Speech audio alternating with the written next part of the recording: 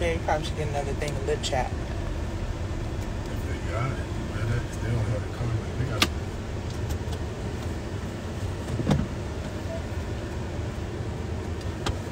Oh, you know what? Some almond milk, babe. Don't you got some in the refrigerator? I'm almost out. Please and thank you. Oh, they don't have the kind I like here. Ugh. Get Silk if they have it with vanilla. Hey, guys. Hola, family. Hello. Hi. We're trying this again, guys. We are trying this again. Hi. What's wrong with the phone? Hey, Mo, what up, sis? Thank you. I'm fighting for the babies not here yet. I'm fighting for the babies that's here. Thank you, sis. I appreciate you. I love and appreciate you. Y'all, Monique, I ain't got to tell y'all. I just really appreciate you. So thank you so much, sister. I appreciate you. It means more than you know. We are going to continue to fight. So that's what I wanted to get on here real quick, y'all. The OODA, the owners of the algorithm. Unfortunately, when you speak in truth to power, they like to exercise their power and limit your reach. But I thank God. Thank you, boo. I'm trying to be like my sister, girl. Look, we embracing this gray and we embracing edges and Vaseline mode. Remember back in the day, all we needed was like some gel and some lip gloss and some mascara and we was good to go, baby. These days, we got a whole snuffle up. Let me stop. That's not right. Let me stop. But y'all know what I'm trying to say. Aunties always keep it real. Just young women out there, take good care of your skin because then when you get older and you start turning gray, at least, you know, all this won't be clogged from all the products and the glue and the hot glue. Ooh, shit. See, that's God trying to tell me to chill out. You feel me? That's all we need, baby. That's all we need. Thank you, Sir Maj. I appreciate y'all. Let me tell y'all something. Your love and your encouragement means more than you know. A lot of people have asked how they can help us through this process. You know, unfortunately, what we learn in real time is when you are a person of color going up against a machine that has been around for many years and has made tons and tons of money off of the backs of black people, right? They unfortunately have the ability to kind of drag things on for a really long time. And, you know, my husband and I have been fighting. I was talking to my grandbaby yesterday. He was just like, Nana, this case is just taking forever. And I'm like, that's what we got to do when we making changes for y'all and changes for future generations. It requires us to just lay down and sacrifice a lot of times. And if that means that you seeing people like myself, people like my sister Monique, people who have gotten our Mariah, oh my God, I can't wait to sit down and have a conversation with Mariah Huck. I had no idea that Mariah Huck, who created Married to Medicine, hello, just like Eric Monty, who created Good Times, that's been around for 50 years, and Sophia Stewart, who created The Matrix, and Monique, who you would not have Moesha or the show she did with Countess Vaughn without, let me tell y'all something, the contributions that we have made historically to television, to film, to music, the billions of dollars in revenue that we have generated for culturally incompetent people deserves, at the very least, the right to a fair trial. And what I have learned in this journey, and this has been, y'all, I'm telling y'all, I can't wait to share, you know, this documentary we've been doing. I've been documenting every step of it. Baby, the night that I found out that the judge dismissed my case, I gave y'all ugly cry. It was terrible. I've been going back and forth about including it in this doc because I'm just like, you know. But at the end of the day, I think it's important. As much as you guys see us out here, you know, dressed up, performing on stages, you know, trying to inspire people through our gifts and our art, we have to deal with a tremendous amount of anxiety and stress and pressure. It is not easy when you are going against a machine with as many resources. Baby, listen. Yes, Monique. Yes. It's not easy when you have to get out there and put a smile on your face and entertain the people, because at the end of the day, what we do know for sure is that the people do not when they come to be entertained by us and when they come to be uplifted by us, you know, they understand our plight, but people want to be entertained. So we have to remember at the same time that we're out here and we're sharing our stories that people spend their hard-earned money because they're trying to escape their realities. So that is another level of pressure that we have to go through while we are out here trying to make a living for our families and for our people. We have to remember that the people that we are entertaining are, you know, going through a lot, and they spend their hard-earned dollars to be entertained. So I'm saying all that to say, I don't mean to come on here and inundate you guys with the trauma that we are experiencing.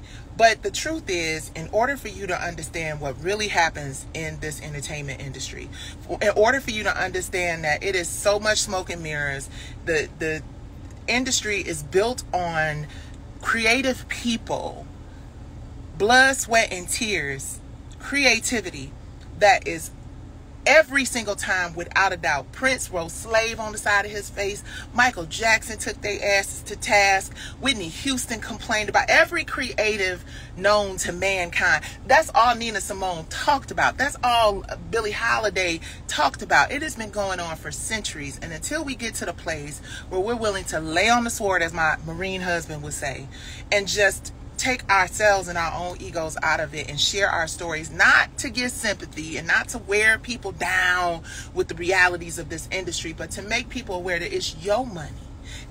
They're your dollars. They're your subscriptions.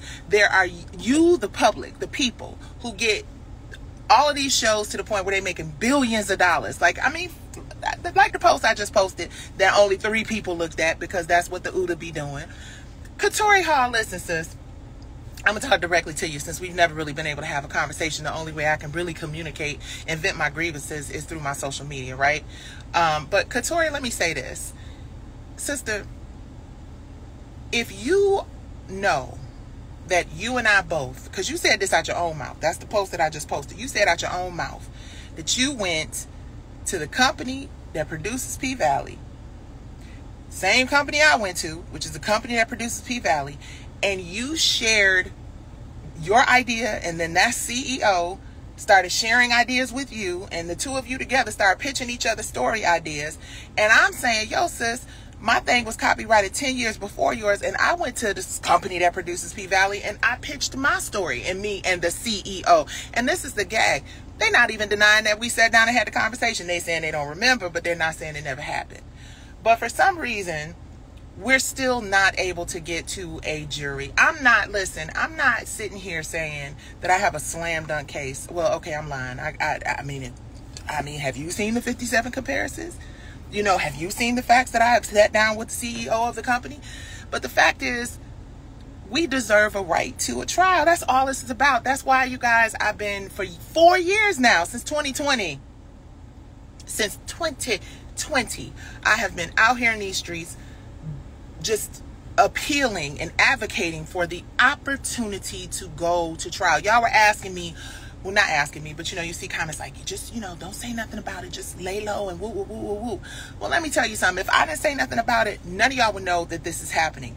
Nobody would be able to use this as a cautionary tale moving forward, so the creatives understand what they have to do if they want to get to a trial. And at the end of the day, we don't know. Because, I mean, summary judgment is just, they just file a summary judgment and just poof, your case is gone. They don't see you.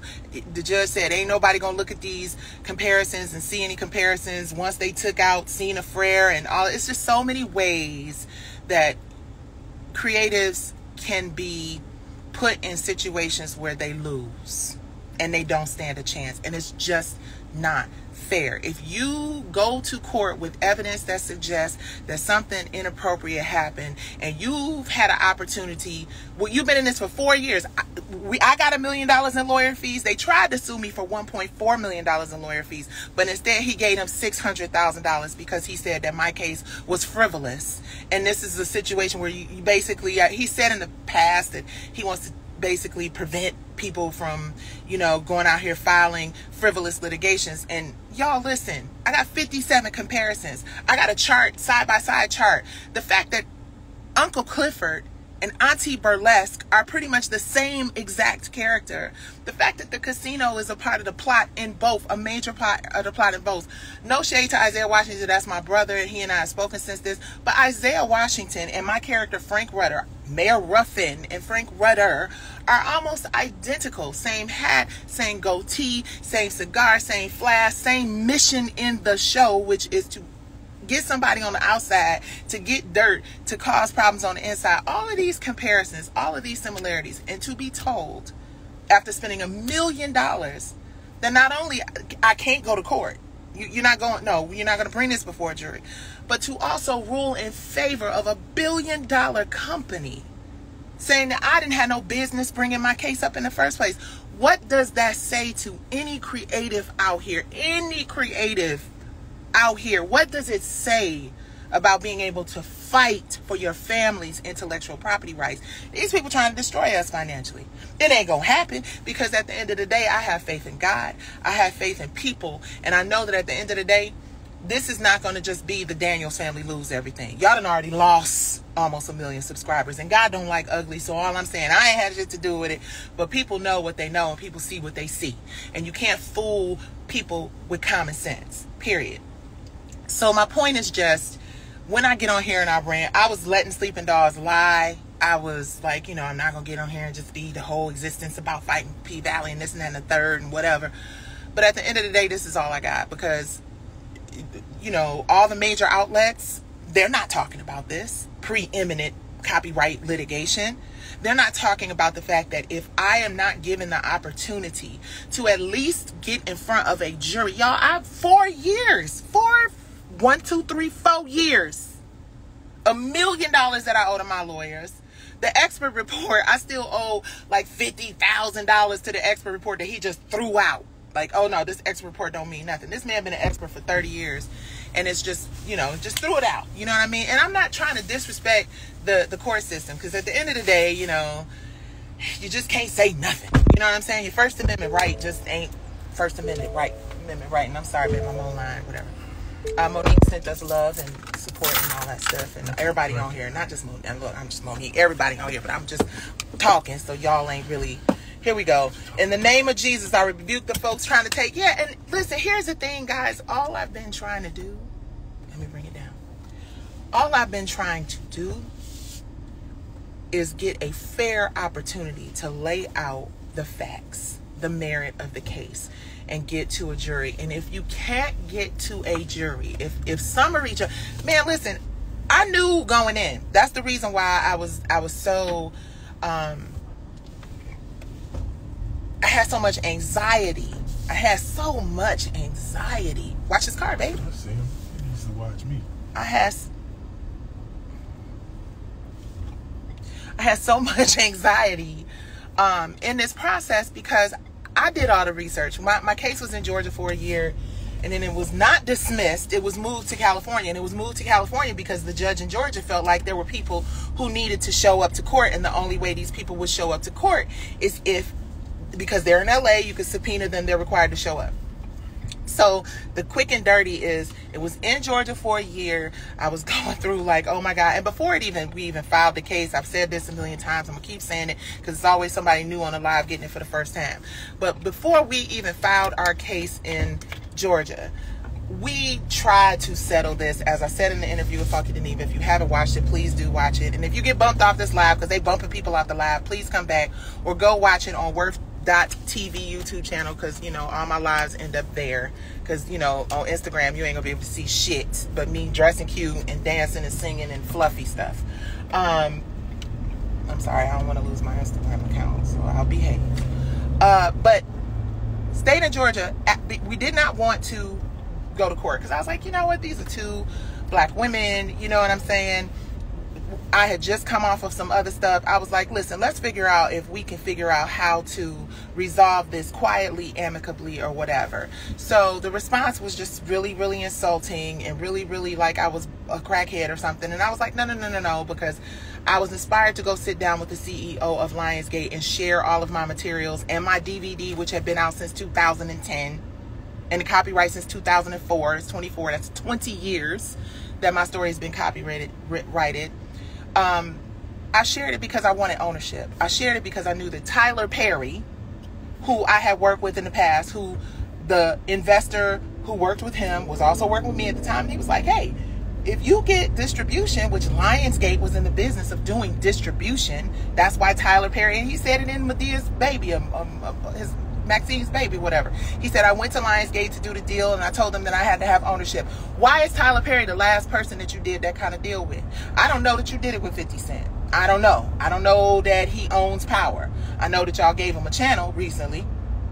But I don't know that he has ownership. I don't know that Katori, I don't know that Katori has ownership of P-Valley. I don't know that Katori isn't a work for hire. What I know is that that's not what I pitched. What I know is that when I went in and I sat with the CEO of Lionsgate, who isn't saying it didn't happen, just saying he doesn't remember, the conversation was, I have someone who will finance, like Tyler Perry, because I'm working with him, working with the person who worked with Tyler, who will finance my production of my episodes if you partner with us and distribute it. And that way we could become 50-50 partners. And that way we could have 50-50 ownership.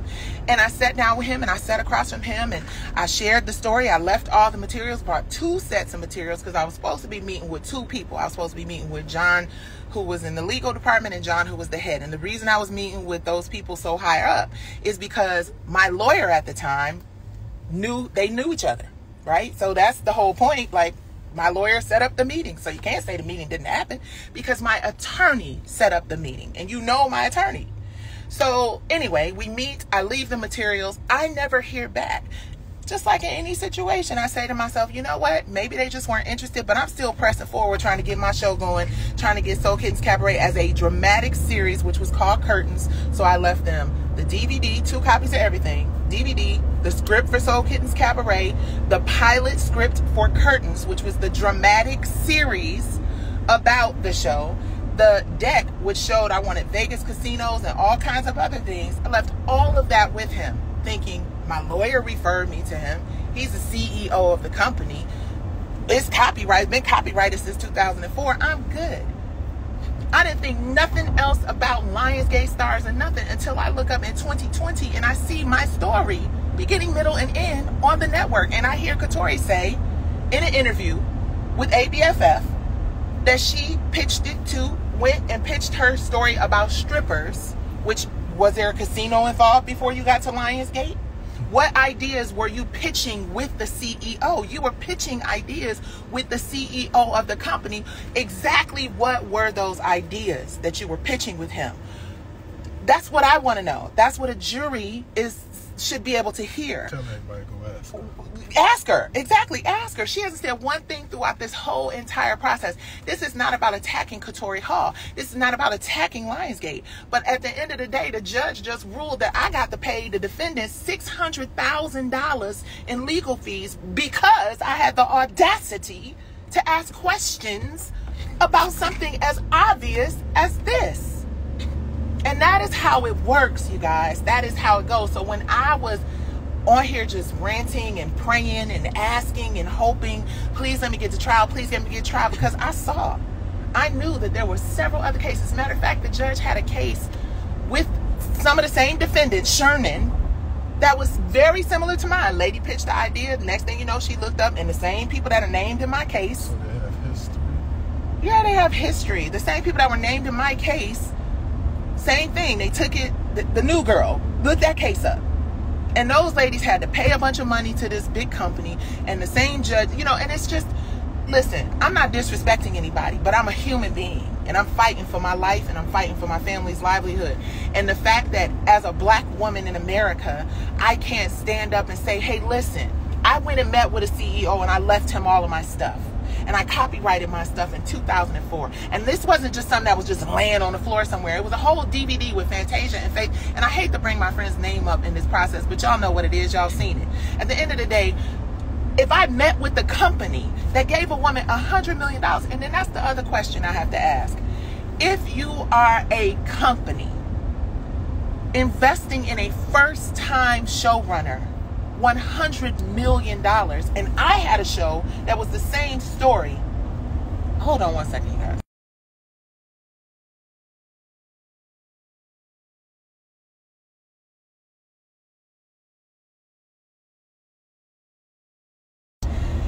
person who had a whole play with all of these superstars, Faith, Fantasia, Trinice from American Idol, Monifa, Celine, all these people, Angie Stone, all these people have been a part of Soul Kittens. And I come and meet with the same company, and I had all this star power.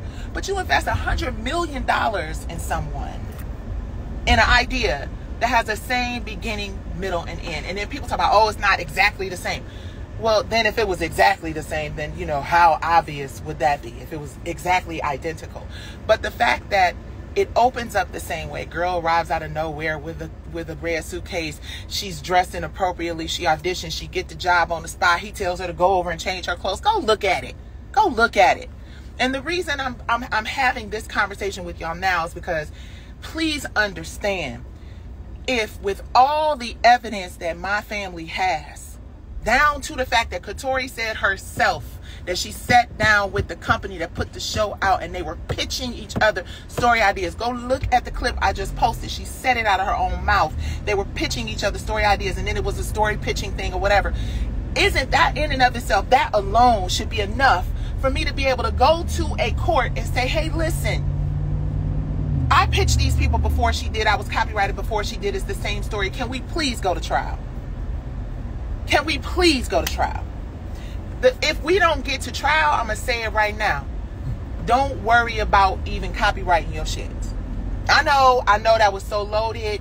I know it was loaded. But what good is a copyright? Like, what good is it to protect your copyright if at summary judgment they just throw your stuff out? And I don't care. It don't matter.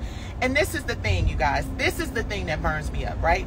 This is the thing that burns me up. First, and hello, Lionsgate, STARZ, and the lawyers that are filming and recording and screen recording this live to go run tell that, right? I'm telling the truth, period.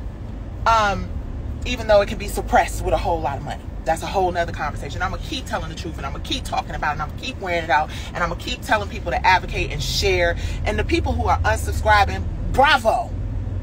Because first of all, they done went up on your price, and secondly, the content, at least some of the content that's on there, is questionable, to say the least. And the fact that I have to figure out now, after owing my attorneys $1 million, how to pay their attorneys damn near $1 million, because I had the audacity to be a black woman bringing up a case in court. And this is the kicker. This is probably the most insulting part of this whole process, this whole thing. That's what's so insulting about it, is we are in appeal. We have been selected to go to oral hearing for appeal. And even while we are in appeal, meaning we could put in an appeals court, who knows? I'm praying to God that these people see that I deserve this. And the last few cases that I've researched them all. So there's several cases. There was a case my judge dismissed on summary judgment, you know, a few months ago, not too long ago, and thankfully they were able to go to appeal and get it reversed and remanded. And I'm praying we get the same luck, because it's very similar. There's a video of the routine almost exactly the same, or exactly the same, and it was dismissed. So I'm hoping that we get the same courtesy, and I'm hoping that we get the same opportunity. But here's the fact. The bottom line is, if you don't have millions and millions and millions of dollars, if you're just a regular old grandma like me, trying to build generational wealth for your family, trying to have ownership like Tyler Perry. Tyler Perry was able to build all of this stuff he was able to build. I know I'm jumping all over the place, but y'all following me.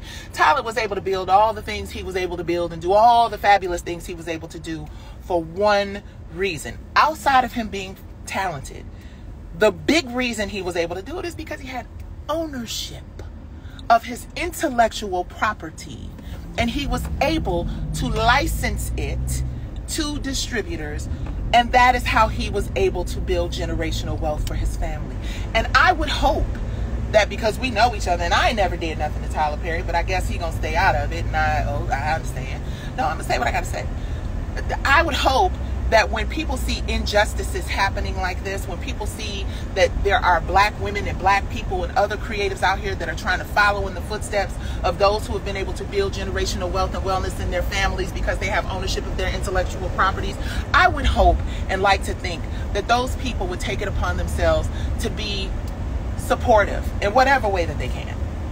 But unfortunately, we work and live in an industry where it's every man for himself, and ain't nobody gonna look out for you, and ain't nobody gonna put their fist in the air for your ass, except those of you who do, like I said, shout out to my sister Monique. That's why I always ride with her. That's why I'm always going to support her. That's why I'm always going to be there. And all my sisters and brothers who are out here cheering me on and saying, keep going. That means a lot, because every single day of my life for the last 4 years, I have had to wake up and figure out how to manage anxiety. My husband, who don't like me putting his business out in the street, have had to figure out how to wake up and not have anxiety about a system that we know is always constantly questionable when it comes to decisions that are fair when it comes to black people. And it's just been going on for so long. And I mean no disrespect to the court system, because I have to go back to the judge. God willing, it gets reversed and remanded. And I still got to fight this. But if you don't give creatives the opportunity to go before a trier of fact, that means you go with your evidence and 12 people hear it and 12 people make a decision about your fate, about your family's fate. The fact that I've been in this for 4 years, and yesterday, and this is why, you know, I'm back. I swam with my grandson and I was feeling a little better, but I'm back on that shit right now.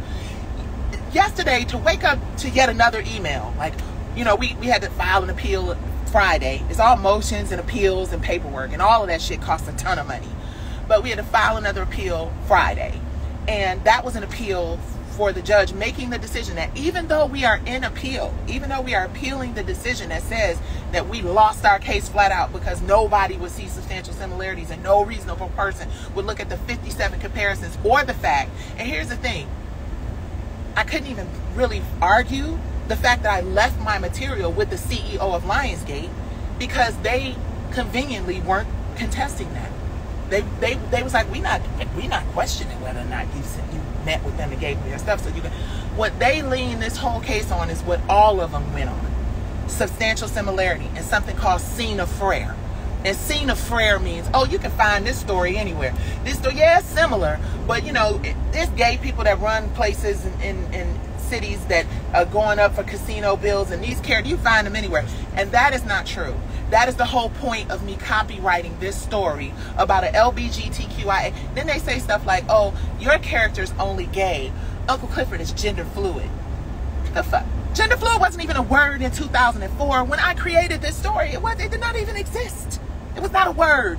They and non-binary and all that shit is stuff that just came along to describe this. But it says flamboyant drag queen, which, you know, I thought was offensive. My friends were like, don't describe your character that way, but that is what he is. It says in the script that he dressed like a woman. They say, oh, you only mentioned the casino takeover in your story twice, when in our story it's mentioned 4 times. You got 8 episodes and a whole $100 million budget to build something out. What's crazy to me, and yes, this is a rant, so tell your friends to tell a friend. What's crazy to me is you're writing a story. You spent $100 million. You guys, the man said it. This ain't me. All these things I'm telling you are things that are either factually written in my case. And I see y'all's comments. I'm just not responding to them because I'm trying to get this out because I need to, right? Because my jaw hurt. The fact that you had $100 million that you invested in a first-time showrunner, does she own it? Or do you own it? And are you going to make money for years and years and generations and generations and generations? And why didn't you develop the story with me? Why didn't you develop the story with me? And don't say you didn't develop the story with me because I didn't have the pedigree that Katori did, because that's BS. I actually have more television experience than Katori, and I had more stars in my play than Katori. And Katori's play went up for 1 day in 2015, and it was all over the place because I've seen clips and gathered them, and there was no mention of a casino and all this other stuff. So Katori went and sat down with y'all and had a conversation after I sat down with the same people who produced the show, and you guys were swapping each other story ideas. Was there ever a moment where you said, hey, we should include a casino in this? You know what I'm saying? And maybe subconsciously you didn't realize that I talked to you about the whole story of the casino. Like Auntie Burlesque, Tata means auntie in French. Look it up. These are all things that are on, you can find if you look them up. And I'm not suggesting that any of this stuff is what actually happened. What I'm asking for is an opportunity to go before a jury so that they can look at the facts and compare mine and compare hers and say, okay, I believe this person, especially since my copyright precedes hers by over 10 years. She just copyrighted this thing in 2017 when she did a play in 2015 and she started writing it in 2009. She wasn't even experienced enough as a writer to know that you're supposed to copyright your shit as soon as you're done with it. I copyrighted mine. They don't want us to have ownership. Thank you, Pam. That is the issue, because the only reason I see that you didn't go with my version of the story that you put out is because I went in there saying I saw how Tyler Perry, who I worked with for a year and some change as Vera on Meet the Browns, and he came in and he explained to us how that went down. And then he said it again in the Maxine's Baby Netflix special. He was able to build wealth because he had ownership.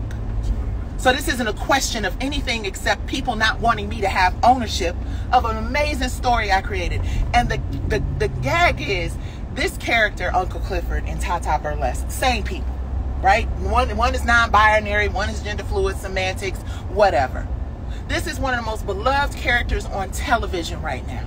One of the most beloved characters on television right now. I was inspired by the character by an actual transgender woman that used to do my hair when I was little, and all the people in the entertainment industry that I'm in who inspired a little bit of Tata being who they were. Katori was inspired to write Tata because her mama, her daddy, and her Uncle Clifford, who's a man, inspired this character. And she went and talked to hundreds of strippers while she was in college. But then she said she did it with Katori Hall. All I'm saying, sis, is lay it all out. This is the other thing.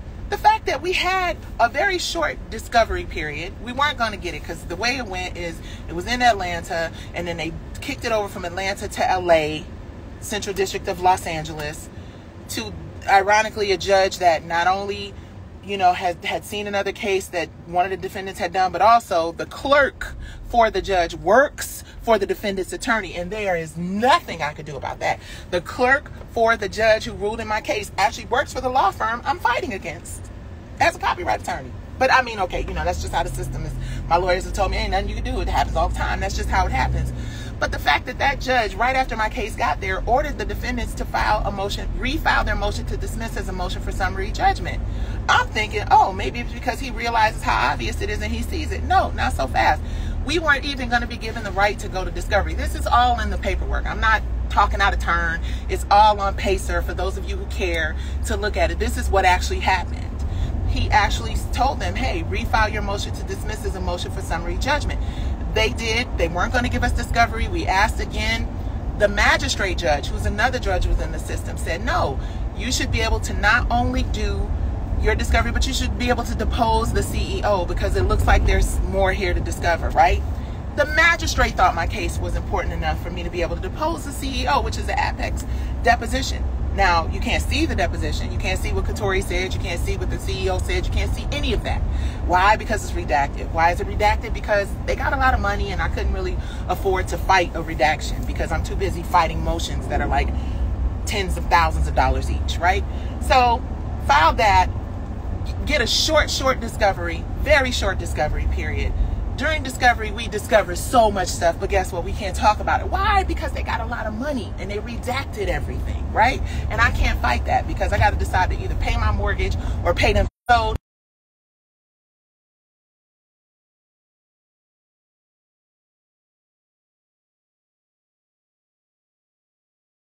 the whole expense. During that time, he just said, oh, go write up another motion. We went and wrote up another motion, and then he just dismissed it. Like, nothing to see here. Nobody's going to agree with you. There are no comparisons. Bye-bye. Then we find out right after that, to add insult to injury, a couple months ago, we appealed that decision, so we're about to go to appeal. Then they say, whether you're appealing or not, we're going to rule that you have to pay the defendant $600,000 and they can collect on it while you're in appeal. So that's just the reality. They can come and they can just do whatever the hell they want to do with their multi-billion-dollar company asses, and they can destroy our family. And then eventually, hopefully, the appeals court says, no, this woman deserves to go to court because she got triable facts. And when those people do that, now we got to figure out how to get whatever they take from us back. It is just set up for creatives to fail. It is just set up for creatives to fail. Nobody has millions and millions of dollars to keep going back and forth with people who can leverage the judicial system and all of their money. And then they go take this live. All this stuff I'm saying is all fact. It's all on paper. And it's not fair. And one thing we're going to learn from this, and I'm going ahead and get off and decompress because, yeah, it's a lot. But the one thing we're going to learn from this situation is whether creatives will ever be given the opportunity to go before a jury and lay out their facts. And if a jury sees my facts and they agree with the judge and say, you know what, ain't nothing to see here, this is some BS, whatever, then at least I was given the fair shot of a jury. But to just 86 everything after an expert says there's no way P-Valley could have happened without having seen Soul Kittens Cabaret, an expert that worked for 30 years in the industry, who is not my friend, who does not work for me, and who honestly would have told us, Miss Gilbert, this is whack, you're going to lose, and you should stop wasting your time. But an expert, to throw out the expert's report, and they did not even hire an expert. They didn't even bother hiring someone to prove that I was on some BS. All what they had was the ability to keep drowning me in motions until now my family potentially is going to lose everything because of a system that won't allow us to have a fair trial. And that's just what it is. And they won't allow us to do it because they're saying that even though Katori Hall and I both met with CEOs and shared our ideas, and even though these stories are similar, it's not enough. And if that is the case, I have to tell you, I don't know if it's possible for anybody to win. I don't know if it's possible for anybody, any small person going up against them. And here's the thing, and I'm going to get off after I say this. What really makes me sick to my stomach is the fact that the CEO of Lionsgate is reported. This ain't for me. This is not for me. This is what is written out there publicly. He got the highest raise of any CEO. He makes well over $20 million a year. Based on reports, allegedly. And allegedly, babe, relax. These people are she's having a problem, see? Come on now. Yeah, it's time for me to get off, because now, see, his anxiety gets a little crazy when my anxiety gets a little crazy. So the fact that it's just seeing the rich get richer and the wealthy become wealthier, and knowing that Katori Hall knows in her heart of hearts exactly what happened. And why did you hire your own attorney, sis? Why did you hire a separate attorney for this case? Because I'm paying for her attorney now and their attorney. So why did you do that? Go ask her, because I want to know. And pray that my family gets the opportunity to go to trial, because we deserve it. All right? Please support us at worthmedia.com, WIRFmedia.com. Go to worthtv.com and subscribe, because we're talking about this all season on She Speaks Live. I promise you that. All right, peace.